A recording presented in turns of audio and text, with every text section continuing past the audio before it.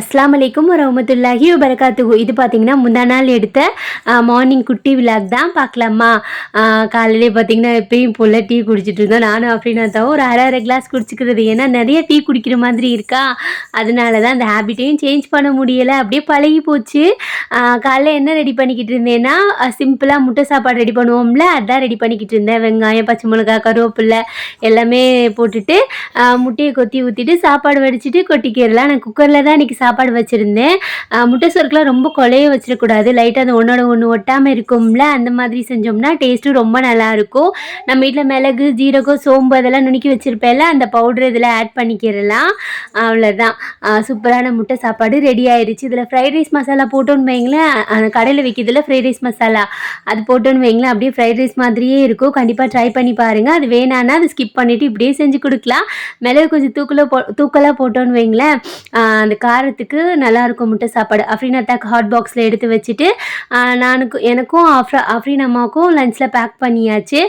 இந்த hot box வந்து கொஞ்சம் சூடு கம்மியாக இருக்கும், மறந்தாப்பில் இதில் எடுத்து வச்சுட்டேன். அப்புறம் உடனே வந்துட்டு வேறு ஹாட் பாக்ஸுக்கு அப்படியே சேஞ்ச் பண்ணி வச்சுட்டேன். பாப்பாவுக்கு ஸ்நாக்ஸ்க்கு பார்த்தீங்கன்னா வீட்டில் இருந்ததை வச்சு அப்படியே மேனேஜ் பண்ணியாச்சு. ஏன்னா ஒரு 2 to 3 டேஸில் நம்ம ஊருக்கு போக போகிறோம். இன்றைக்கி எடிட் பண்ணுறதுனால சொல்கிறேன், நாளைக்கு நம்ம ஊருக்கு எடிட் பண்ண போகிறோம், ஊருக்கு போக போகிறோம். அதனால் கொஞ்சம் வீட்டில் இருக்க திங்ஸ் எல்லாம் காலி பண்ணி வச்சுட்டு போனோம்னா வரும்போது புதுசாக வாங்கிக்கலாம்ல. அதனால தான் இந்த சீரம் பற்றி ஒரு சிஸ்டர் கேட்டிருந்தாங்க, எப்படி போடலான்னு சொல்லிட்டு. நைட்டு தூங்கும்போது நல்லா ஃபேஸ் வாஷ் பண்ணிவிட்டு போட்டோன்னு வைங்களேன் சிஸ்டர், டெய்லி யூஸ் பண்ணோம்னா நல்ல ரிசல்ட் இருக்கும். இப்படி வெளியில் போகும்போது சீரம், லிப் பாம் ஏதாவது ஒன்று யூஸ் பண்ணிக்கிட்டாலுமே நல்லாயிருக்கும். கண்டிப்பாக ட்ரை பண்ணி பாருங்கள். நான் யூஸ் பண்ணி பார்த்துருக்கேன், அதனால் சொல்கிறேன்.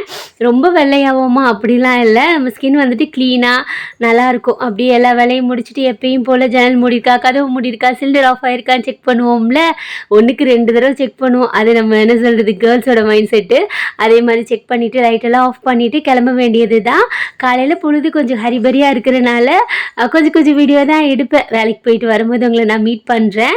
அஸ்ஸலாமு அலைக்கும் வரஹ்மத்துல்லாஹி வபரகாத்துஹு. பிடிச்சிருந்துச்சுன்னா மறக்காமல் லைக் பண்ணிக்கோங்க.